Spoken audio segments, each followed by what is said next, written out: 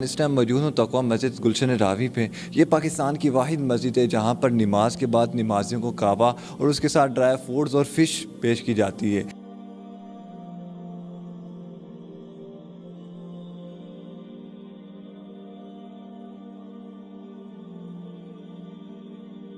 تو اس کا بنیادی مقصد یہ ہے کہ مل بیٹھ کے ایک دوسرے کا حال پوچھنا، اور کسی کا اگر کوئی پریشان حال ہے تو اس کی پریشانی کو دور کرنا، اگر کوئی بیمار ہے اس کی تیمارداری کرنا، تو بھائی ایک دوسرے کو نماز کے بعد مل بیٹھ کے ایک دوسرے کا حال حوال پوچھ لیتے ہیں، سلام دعا کر لیتے ہیں اور پیار محبت اس سے بڑھتی ہے۔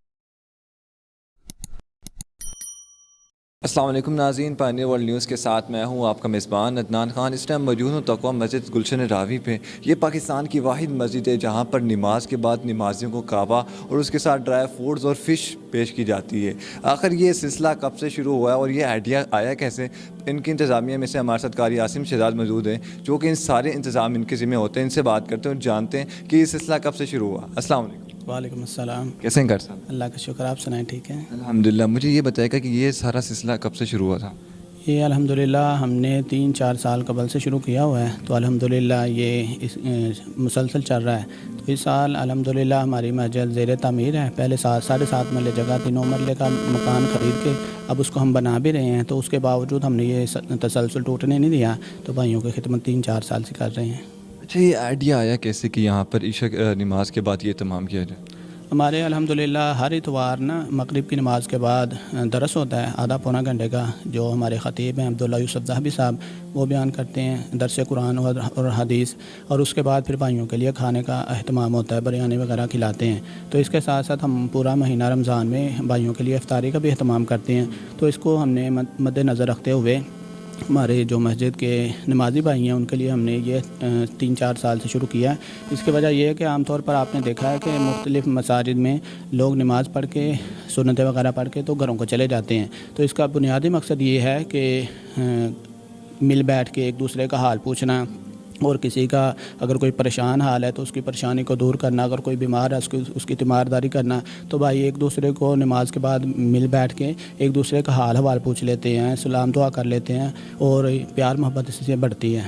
اچھا، یہ کون سی نماز کے بعد یہ تمام کیا جاتا ہے یا ساری نمازوں میں ہوتا ہے؟ نہیں، یہ عشاء کی نماز کے بعد ہے۔ عشاء کی نماز کے بعد، اور عشاء کی نماز قہوے کے ساتھ اور کیا کیا دیتے ہیں؟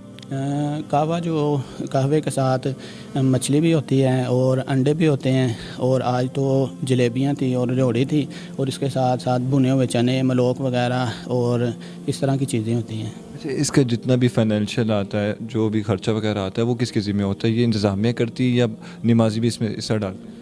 انتظامیہ کی طرف سے کعبہ ہوتا ہے، تو باقی چیزیں بھی انتظامیہ کرتی ہے۔ تو بھائی جو نمازی ہیں نا، وہ بڑی خوشی سے الحمدللہ یہ چیزیں دیتے ہیں اور ہم پھر بھائیوں کو کھلا دیتے ہیں۔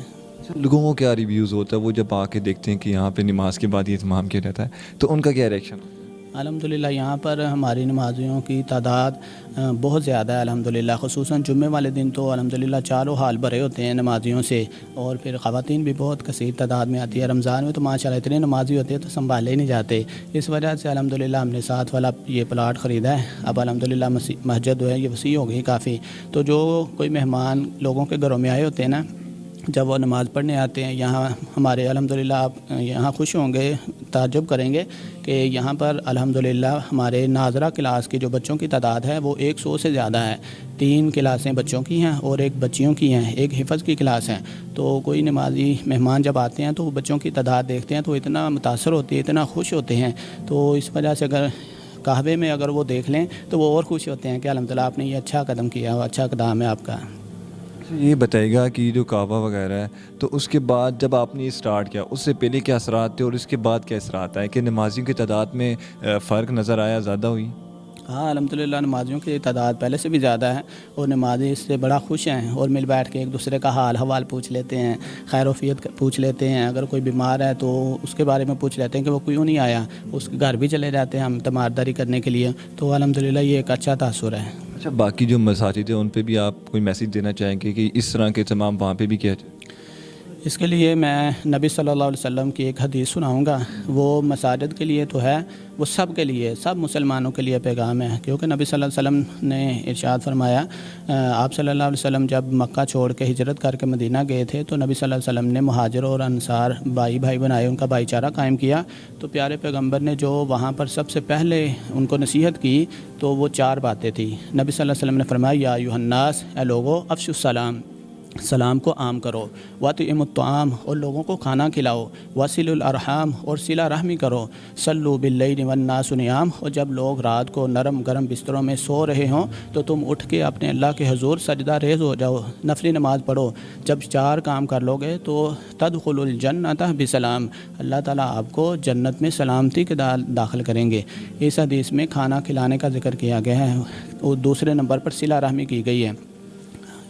جو ہمارے رشتہ دار، اقربا رشتہ دار ہیں، آج کل دیکھا جائے تو یہ قطع تعلقی بہت زیادہ ہے. ایک رشتہ دار دوسرے رشتہ دار سے ملتا ہی نہیں ہے، دوریاں بڑھتی جا رہی ہیں. تو یہ ایک بہترین ہے کہ بندہ ایک دوسرے کی دعوت کرے، اس کو دعوت پہ بلائے.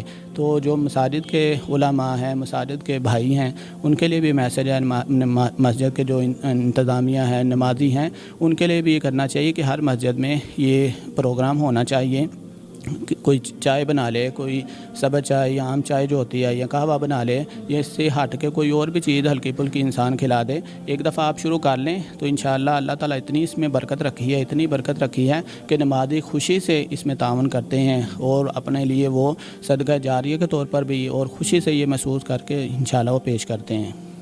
جی ناظرین، آپ نے قاری صاحب کی باتیں سنی. آج کل ٹیکنالوجی کا دور ہے، موبائل ہے ہر کسی کے پاس، لوگوں کے پاس مصروفیات زیادہ ہو گئی ہیں، ٹائم کم ہو گیا آپس میں بیٹھنے کا، ساتھ باتیں کرنا. تو انہوں نے یہ خاص اہتمام کیا ہے کہ یہاں پر لوگ آئیں تاکہ وہ آپس میں بیٹھ سکیں، ایک دوسرے کے ساتھ بات چیت کر سکیں، حال احوال لے سکیں. اس طرح کے مزید پروگرام آپ کی خدمت میں لاتے رہیں گے. تب تک کے لیے اجازت دیجیے. اللہ نگہبان.